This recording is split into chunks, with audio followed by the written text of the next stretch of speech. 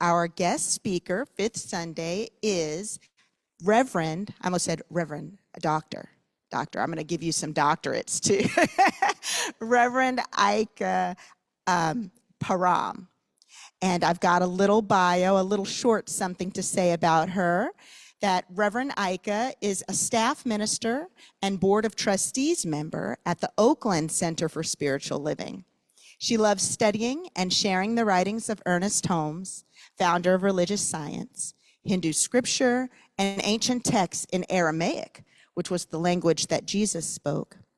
She's actually written 2 books, which you can find on Amazon.com. The first is Can't Wait to Change, DIY Rehabilitation, which are stories from her prison ministry.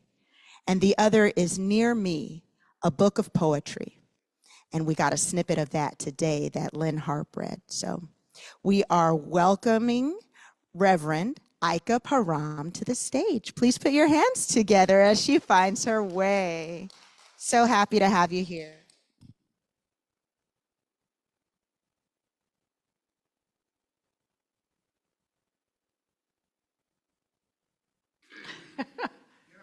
Okay, everybody can hear me? Good, okay, there it is. Now I'm sure. Thank you so much, Amber, that was wonderful.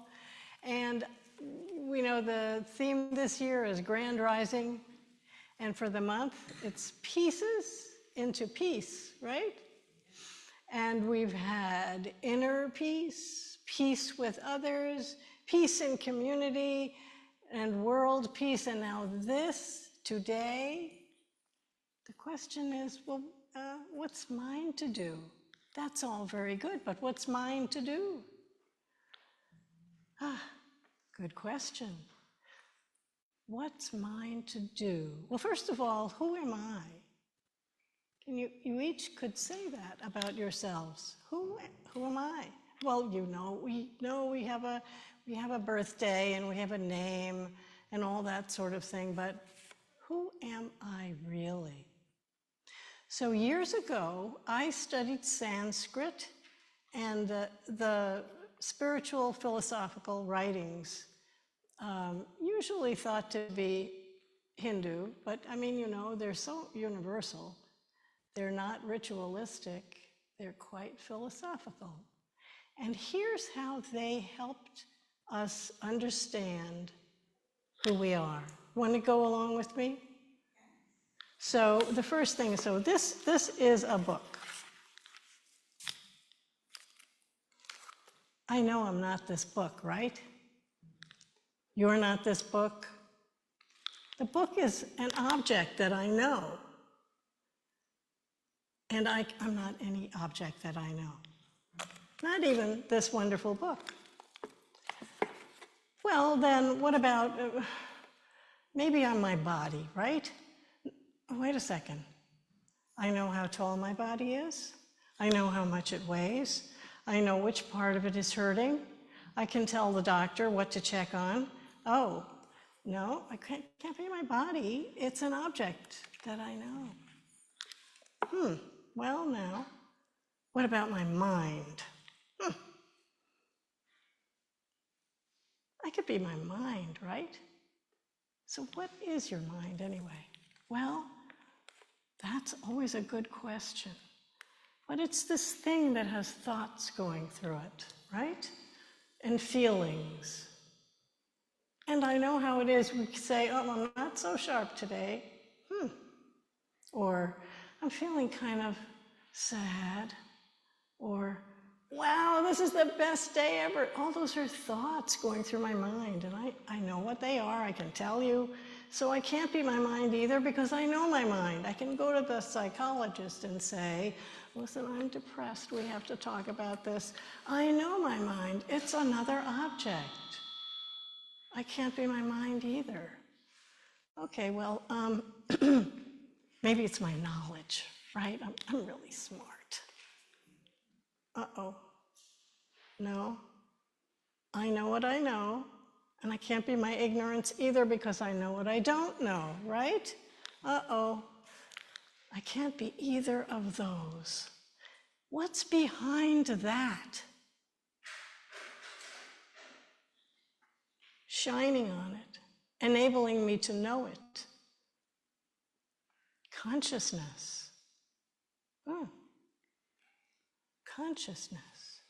Consciousness doesn't have a shape, it doesn't have a color, it doesn't weigh anything. It just is. And it's not an object, it's what's shining on all the objects so that I can know them.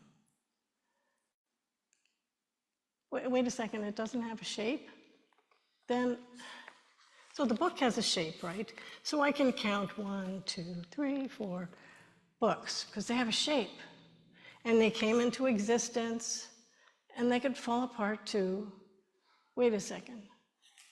Consciousness doesn't have a shape. There's only one. You follow me? Consciousness is the same in me as it is in you, or you, or you. It's only one. What about God? When God says, I am, it's that consciousness. And there's only one. That same consciousness that lights up all the things you see, all the things you hear, all the things you feel, is one with God. And God is everywhere, universally everywhere, spreading throughout the cosmos, is the source of everything. You and I, our consciousness is one with that. So what's the difference? We know we're not God. We're one with in the consciousness part of things. But God knows everything, and we just know a little. We might know a lot and have 5 PhDs, but it's still a little compared to the all-knowingness of God. God's body is the whole universe. Mine is just 5'3", weighs a certain amount of pounds. God's is the whole universe. So there is a distinction, but the oneness as that consciousness is only one. That's how we can talk about oneness all the time. And it even includes God. So that's who I am. In my mind, I know different things. I have different skills, as do each of you. And there's a special thing. Maybe you've developed it all your life. Maybe you never even thought about it before. What is your special knowledge, special talent? What's that gift you have?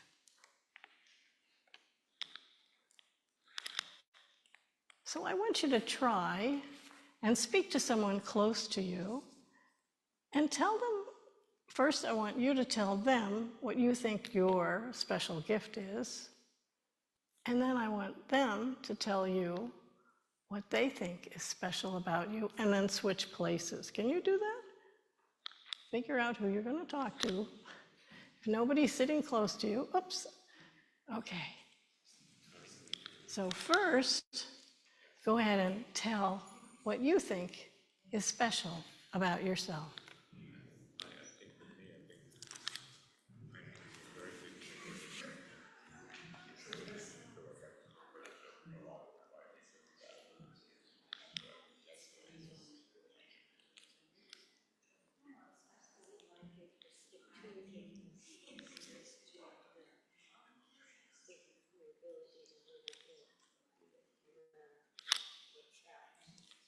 And now change places, and the other person, share what you think is special about you.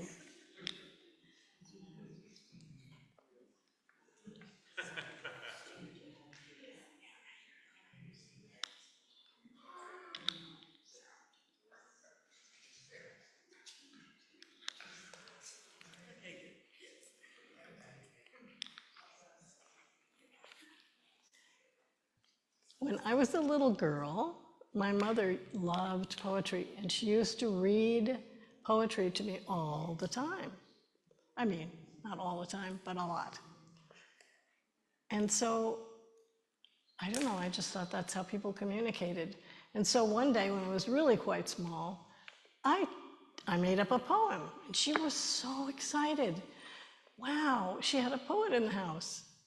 And so I have to say, I didn't realize it till recently, that poetry is maybe the special thing in my life. And as I got older and I studied Hinduism, okay? So most of the famous philosophical writings in Hinduism, like the Bhagavad Gita, are written in poetry. Wow. And when I studied Buddhism later on, it was the same. The major texts were written in poetry. And that's because it has a rhythm and it makes it easier to remember. What people used to do in the old days is they would memorize the whole thing.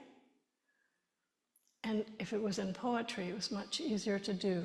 And in our own Christian tradition, we have the Psalms. They are poems. They don't get translated as poems, so nobody really can get the feeling for that. But they are poems.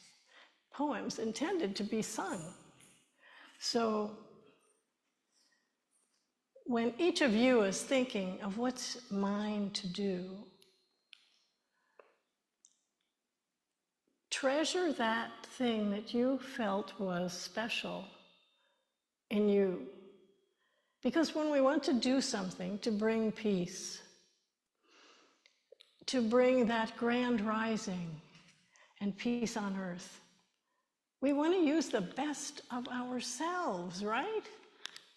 We don't have to get somebody else's idea. We just have to see what's good in ourselves and go out there and use it often. So when you have a sense of what is special about you, let me see, that's what the native people call your medicine. And everybody has something special about them. So there's a little poem near me called What's Your Medicine? Will dreams hint at your next step? Or don't you need to be asleep to step from one flat stone to the next step in your unfoldment? What's your medicine? They say each one has a medicine that blesses our world just because it is. And like a canoe parts the water, your medicine can be seen and felt. And what would you use it for, your medicine? What would you use it for? Talk to your partner again and tell how you think you could use this special gift of yours in your life to bring peace or any other benefit that might be available. Your turn to talk to each other.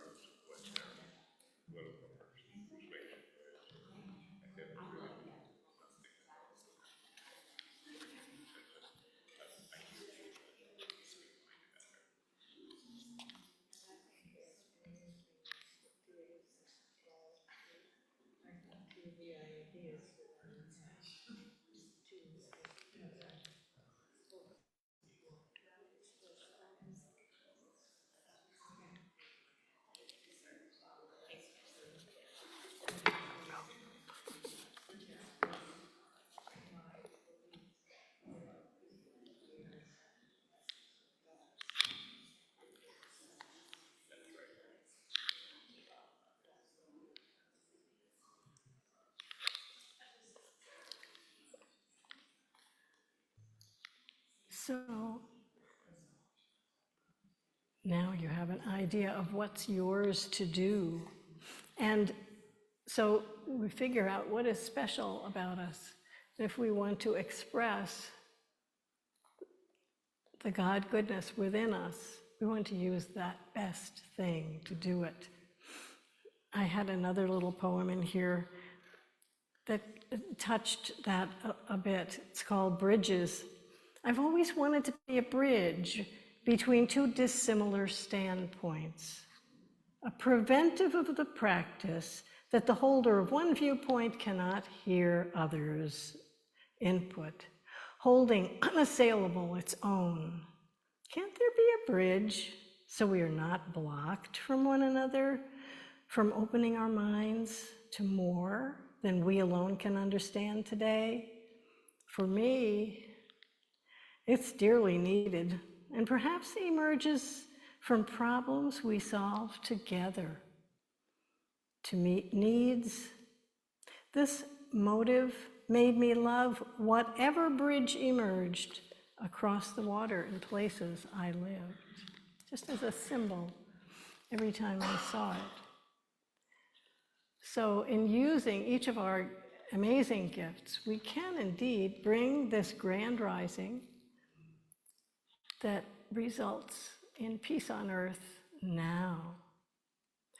And you know, there's a series of sayings in our Christian Bible that Jesus shared, and some people find they're the kind of like rules for life, and they're quite different from the ones in the Old Testament, because in the Old Testament, the Hebrews were living amid folks who were doing all sorts of things that were hurtful to each other. And so those rules were stated a lot in negative terms, thou shalt not this and thou shalt not that. But when Jesus gave his suggestions, he talked about people being the best they could be. And the Aramaic word for that is tubayun.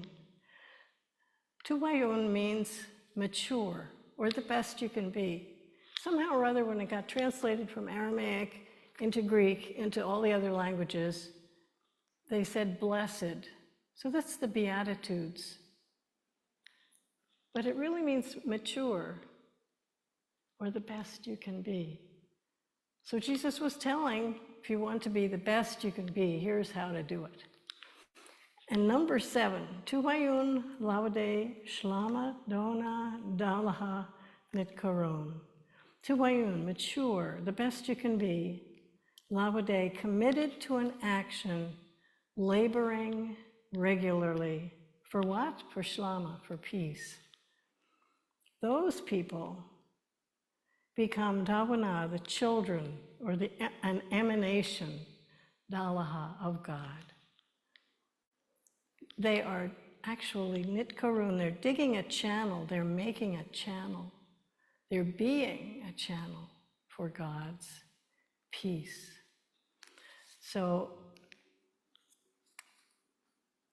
as we commit ourselves to this peace, to finding this peace within ourselves, to creating this peace in our community and in the world, we are becoming and being a channel for God's peace. And I think we have, I'm not sure if I do this or someone else does, the affirmation. So that anyway, this particular beatitude is mature, or the best they can be, are those who work constantly for peace. They are the children, the emanations of God. And I was going to end with, I am the peace I see in the world. And you have a slightly different one that changes it to we. So, there it is. Can everybody say it together? Let's do it. We are the peace we see in the world. Blessings to all of you. Thank you so much for inviting me to come and speak. It's a thrill. I haven't been here since Reverend Robert was installed, and it feels like a celebration. So I'm so grateful. Thank you so much. And I look forward to coming again on some other fifth Sunday. Every now and then there is one. Thank you so much.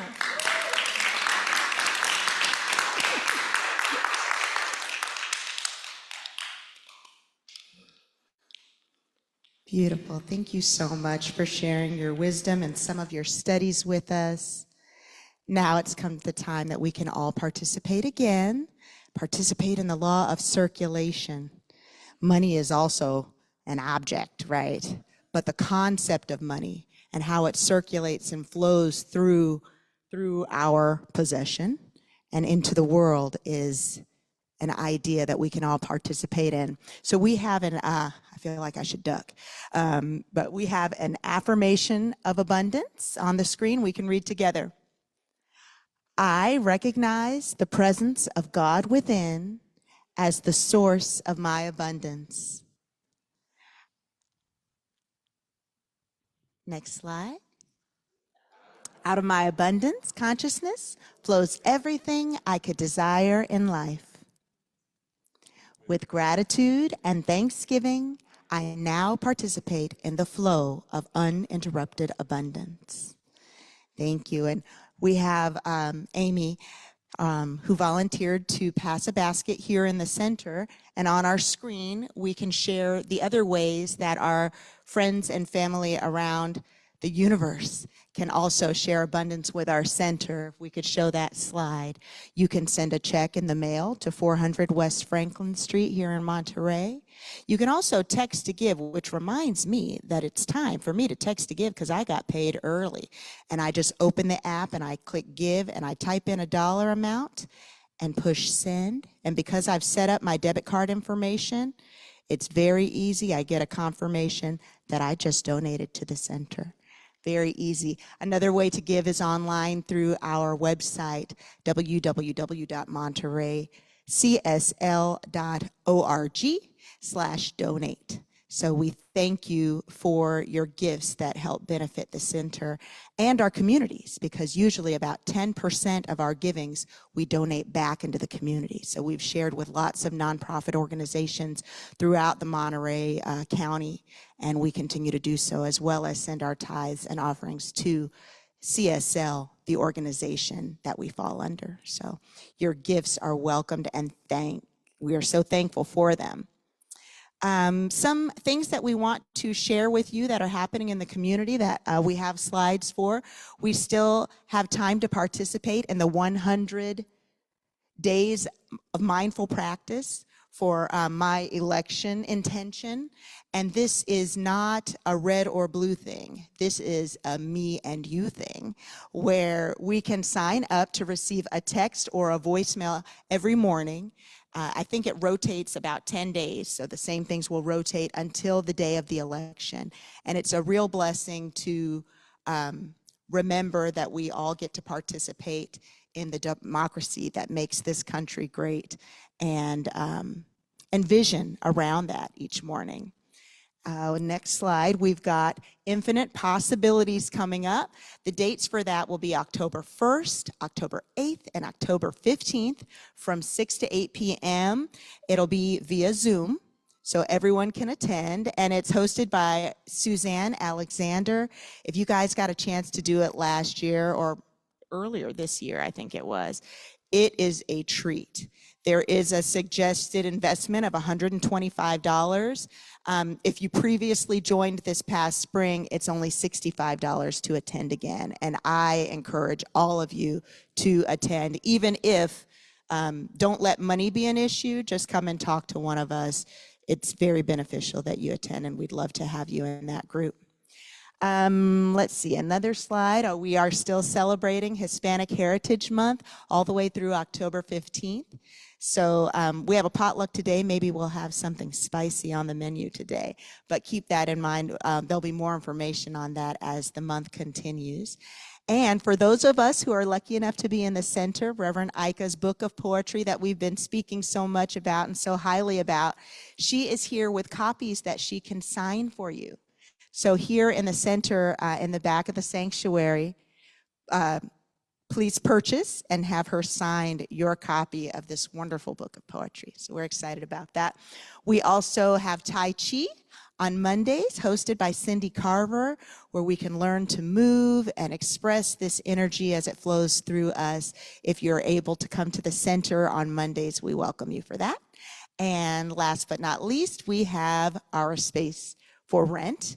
This beautiful sanctuary, this beautiful hall is available for weddings and celebration of life events, anything that you can think of. We have a room for you either in this large sanctuary or in our sunshine room, formerly known as the bookstore. So reach out to us online or call the number on our website, montereycsl.org, for more information, and you can reach out to us to rent the space.